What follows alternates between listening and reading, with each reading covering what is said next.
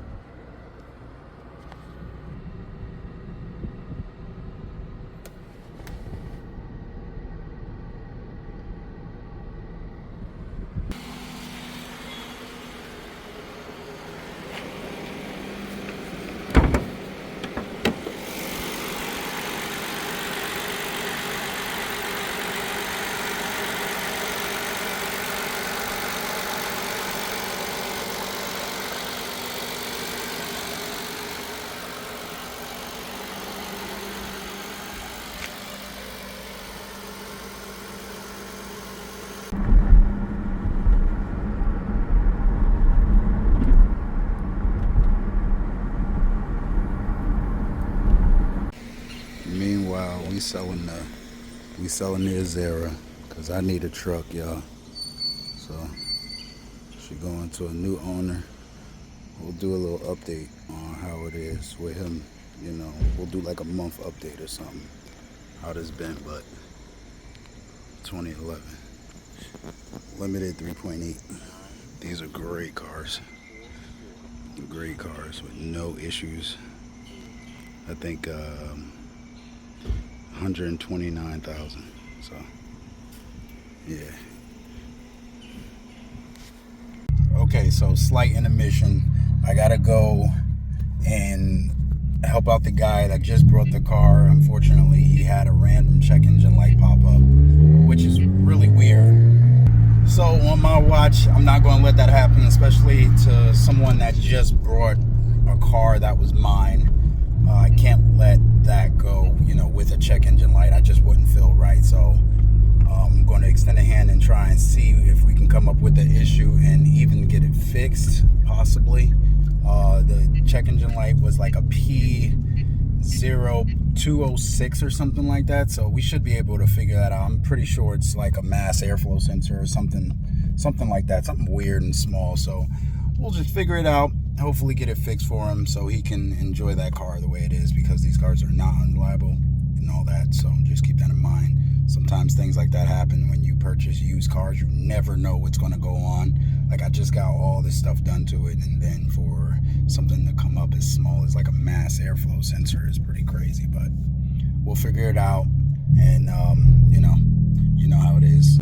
We're still about 40 minutes from his house, so we're almost there, and I will give you guys an update on what the check engine code is when I get there, or possibly the gas pedal, which I actually bought and had for the car, and I thought it was the throttle body. And what's funny is it seems that was the same issue that I had back in May, and got the throttle body fixed, got all that, and it didn't happen again. Maybe because the battery died, but I don't know. It just seems like a different issue. Maybe when the check engine light comes on, maybe it throws itself in like limp mode. So we'll see.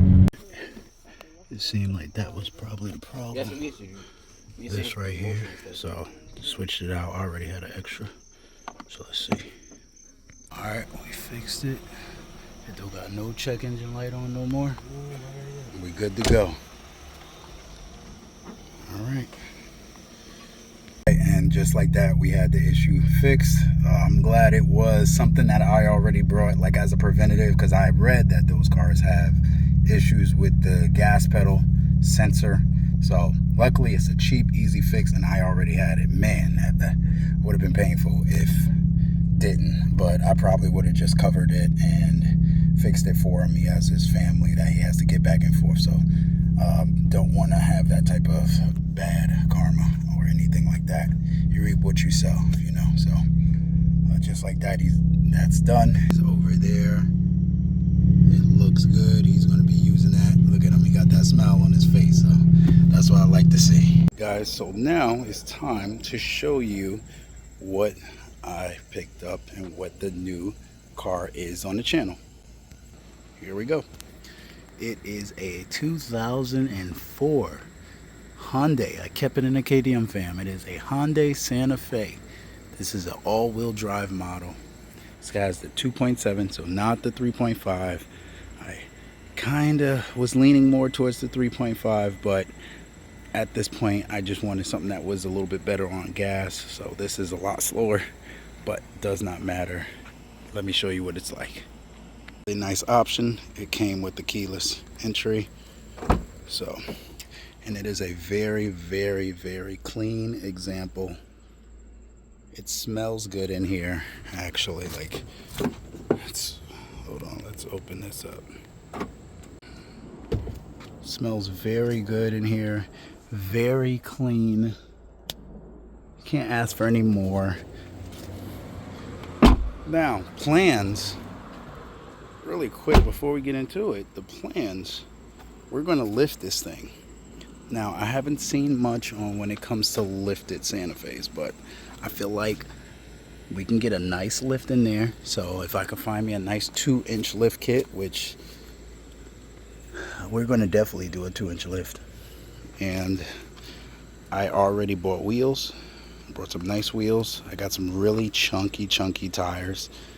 I'm going to tell you all the dimensions once I get it on, so I can point you guys in the right direction. Let's go under the hood. So we got here the 2.7. This motor only outputted 173 horsepower. I believe 180 pound-feet of torque.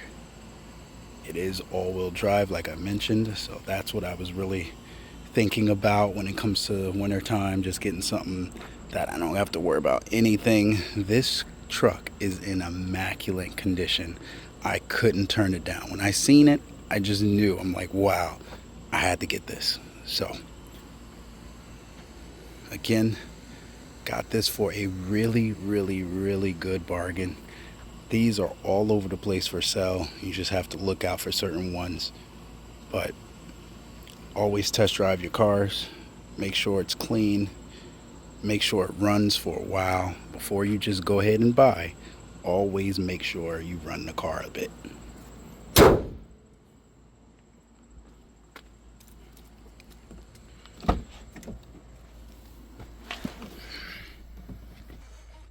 Alright, so we are in this Santa Fe, my new Santa Fe, and like I said, it is very, very clean in here. When it comes to these things, you want to look at certain parts of this car. So you want to make sure the all-wheel drive still works. You want to make sure that the trans is shifting fine. Make sure the engine is not ticking or knocking, or there's no weird issues that the heat doesn't work because that's a heater core. Try and make sure the AC works, because that could be the compressor, which is a known thing on, I mean, really any car. But other than that, make sure the key turns fine. You don't want really too many miles. I picked up this one. This has 179,000 miles on it, so it is quite a bit. But let me tell you, this thing has been well cared for. Like, very, like, even when I looked up Carfax, which I never really do, Carfax has a ton of stuff on this car that was taken care of, like timing belt, water pump, anything that needed to be done. This is a one owner car, so it had a lot of highway miles on it. The person really took care of it. So when I got a hold of it, it does not need anything. It just had an oil change. It just had an engine flush not too long ago. And like I said, the sky's the limit of what you can get. When it comes to reliable Hyundais, the mid 2000s, where I'm talking about that 2008 on is when Hyundai started getting questionable again. They had a really nice period in the early 2000s where a lot of their cars were really reliable, which you wouldn't really know that because in the 90s they were just really not that good. It was just like the bare bottom car, but here they really started to change things around, and I feel like they did. But that was only short lived. I think the second generation of Santa Fe, it looks good, but you tend to run into some more issues, especially with certain engine types. Now, you can find really reliable Hondas, which people say, oh, Hyundai is not reliable. Oh, they're always. A lot of those cars that had issues, it was somewhat recent and they had a recall for it, meaning they will take care of it. It was certain the Kia Souls, certain Hyundai Sonatas, which I've seen them, but this isn't that. And just do your research on the car that you're buying. Not every car is crappy, especially from Hyundai. A lot of these Santa Fe's honestly have high mileage on them. Like I seen one with 342,000 miles on it, and apparently it was just on its second transmission, original engine. So, I mean, you got to take that how it is. And my fiance's mom had one, and that lasted her 246,000 miles. So that's really good for a car that she bought new at the time. So I thought about it. Why not get another one? These are cheap. You could just throw them around without really worrying about it. Parts are really cheap for this thing. Why not? So might as well have some fun with it. It needs some paint. I'm going to paint this thing up. Probably do the same thing I did with the Elantra before. So that's going to be really fun. And honestly, this interior is really comfortable. We got the cloth seats. We do have one little issue right here. Just here. It's missing a button. The button's down there. But other than that, you could still, you hear that? You could still click it, and that's just cancel. So you turn the cruise off and on, which the cruise works. Look at that spider. Holy crap. But other than that, it still works well. So I'm going to go ahead and try and get that spider over there. And that's about it for this video. I just wanted to show you guys what I got and this nice pickup. I felt like this was a good pickup as we sold the Azera. So the guy that bought the Azera is happy with it. That car is working well. We did have that slight issue with that weird check engine light coming on, which I had no idea what that was going on with that, but changed the gas pedal sensor. That seemed to help out a lot. So I'm glad that worked out. And until next time, I'll get into a driving portion of this car, but I just wanted to update you guys with it. Really quick, guys, we got a KDM cruise. So it's mainly KDM cars, but you can bring whatever you got. We got a cruise up to Bear Mountain on September 29th. We're going to start the meetup at 10 a.m. up in Meet Point. I will leave right here. I'm going to show you all of the stuff that you need to know. You can meet there, or you can meet at the Whitney Houston Rest area if you're coming from like PA or up in the Jersey area or any of that. So you can meet there, and then I'll explain the route that we are taking to get to Bear Mountain, where we're going to take some pictures, go along in the nice little line, and then after that we're going to go get some food. So we'll do like a majority rules type thing, and from there, that's